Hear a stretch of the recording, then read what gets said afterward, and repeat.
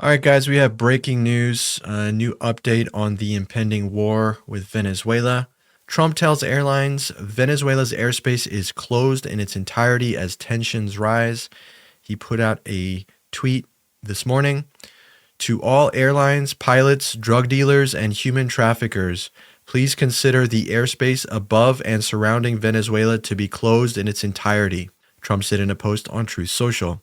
A number of airlines began rerouting flights away from Venezuela's airspace earlier this month, and the U.S. Federal Aviation Administration has issued a warning of heightened military activity in the area. So this has been building for a few days. We did get a bit of an early warning sign a few days ago, and here Trump comes out and confirms everything and officially closes the airspace on Venezuela, at least from a U.S. perspective. On Thursday, Trump said the U.S. could, quote, very soon begin targeting alleged Venezuelan drug traffickers on land, expanding operations that have so far focused on vessels in the Caribbean Sea.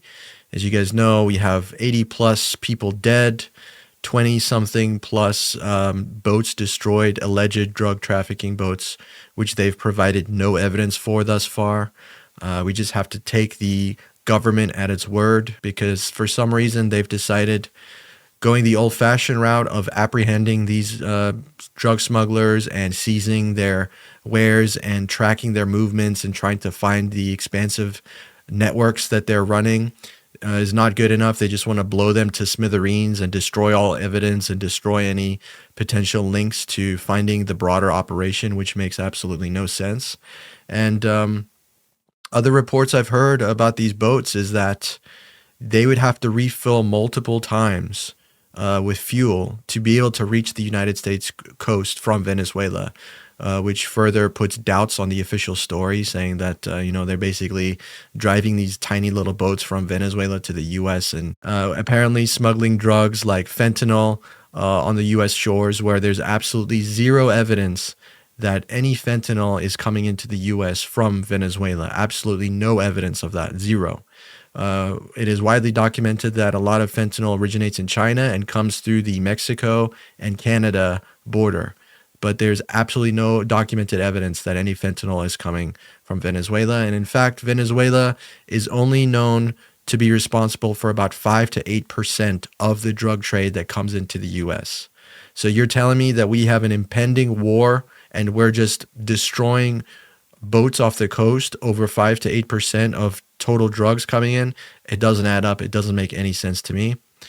The U.S. last week also designated the Cartel de los Soles, a group Washington alleges is run by Venezuelan President Nicolas Maduro, as a foreign terrorist organization. Maduro has denied having any ties to the drug trade and has accused the U.S. of, quote, fabricating a war against him. Well, guess what? Maduro's right. The Cartel de los Soles is totally fabricated by the CIA. It was initially created in the 90s as a false flag to tie people in Venezuelan army to some cartel, but there's absolutely no documented evidence of this cartel ever existing outside of official U.S. sources. So that should raise some eyebrows, and it should cast a lot of doubt on the official narrative, which it does. And once again, if you know any about the history between these two countries, the U.S. and Venezuela, we've had 3 coup attempts. We've attempted 3 coup attempts on Venezuela, dating back to 2002, the first one under George Bush, all the way up to 2020, 2 attempts under Trump. So in 2019, there was the incident with Juan Guaido, where they tried to install him as the interim president of Venezuela, even though he never participated in an election, never won a single vote. Yet they tried to install him as the U.S. puppet. That failed. Then in 2020, they came back and tried to do a mercenary assault, kind of a covert operation that failed miserably, to the point where it was laughed at by international organizations. They called it the Bay of Piglets because it was so horrendously uncovered and just foiled completely. So now it seems like the Trump administration is just giving up on coups entirely because they're not working, and now it's just open war. It's open, attacks on these boats. It's open designation of a foreign terrorist organization with shoddy evidence at best, if any at all. It's trying to tie the drug trade to terrorism with this term narco terrorist that makes absolutely no sense.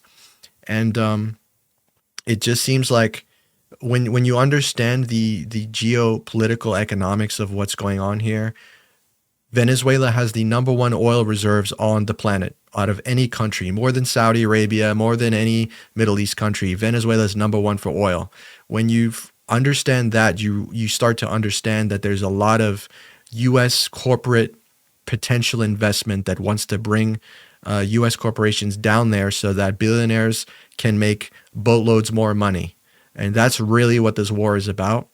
And one final note on that is this was admitted by Trump in 2023 when he was campaigning for his second term. He actually admitted, there's a clip of him out there if you guys want to Google it. I don't have it ready to show you here, but I can throw it in post. Trump admits that Venezuela was almost ready to fall and we were going to go in there and take over the oil. I mean, he openly admitted, he said the quiet part out loud. That was just a couple years ago. And now we have the Nobel Peace Prize winner, Maria Corina Machado, who is the opposition leader to Maduro, who's been begging for the U.S., begging for Israel to invade Venezuela and do regime change to try to install her as the puppet.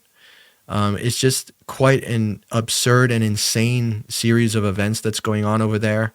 And it's really sad to see this all unfold because there's no way that this ends well.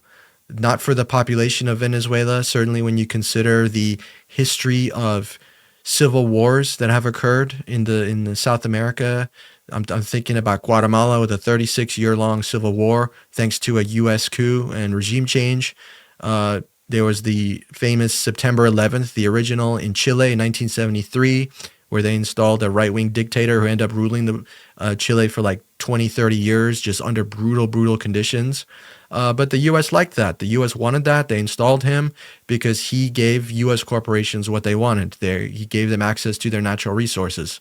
This is just the same story playing over and over again, and it's really sad to see it continue in the modern age here in 2025. And Mike, what do you think about what's going on with the latest development where now we're closing the airspace over a sovereign foreign country and people are still thinking that Trump is the quote peace president? What's going on here?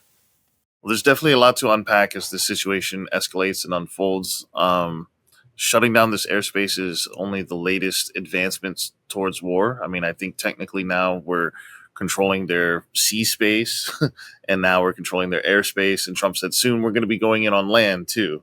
So this is definitely, in my opinion, a bit of a siege here that we're laying on Venezuela because, they're a foreign sovereign nation, yet we are controlling their airspace, uninvited, unprovoked.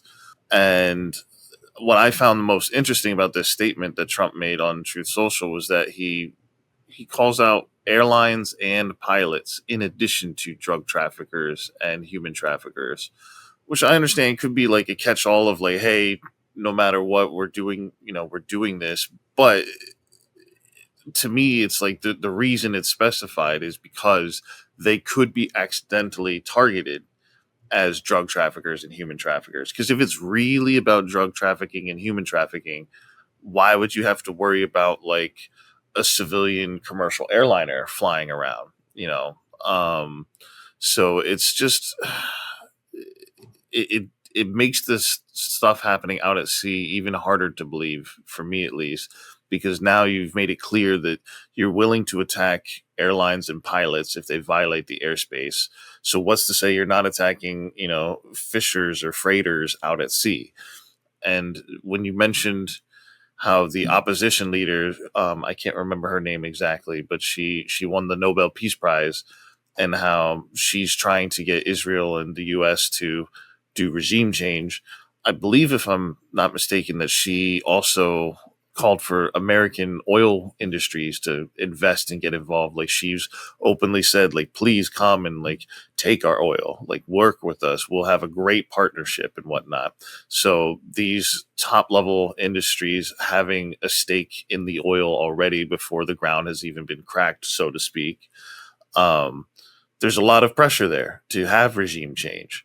And for Trump to say, "Oh, we're not doing regime change. We're not doing regime change," yet these leaflets that they were talking about dropping on the capital city, A, they're targeting the capital city of all places, and B, they encourage the president of Venezuela to flee, to leave the country. So, if you if you're calling for his arrest because you think he's a drug trafficker, or even his assassination or anything like that, you know, if you're not doing regime change, why would you want him to leave? It's there's a lot that doesn't add up, like you were saying, especially again when you zoom all the way out and you say, okay, if this is going to be our standard for dealing with drug lords, drug traffickers, and things like that, human trafficking, then we should be consistent. We should be like, why Venezuela? Why are we? I understand you need to start somewhere, maybe, but like, why here? This is such a small percentage. Mexico is right next to us. We could be doing this to them. We could be doing this to China. There's plenty of other areas where drugs are coming from at much higher rates. I mean, look at Colombia. Colombia provided like so much cocaine, and we're not doing anything to them, at least at this level. So it's very telling, I think, that there's a clear, specific reason that they want Venezuela, which they're not being honest about. And I think you hit the nail on the head that oil is most likely at the heart of this. It's another Iraq.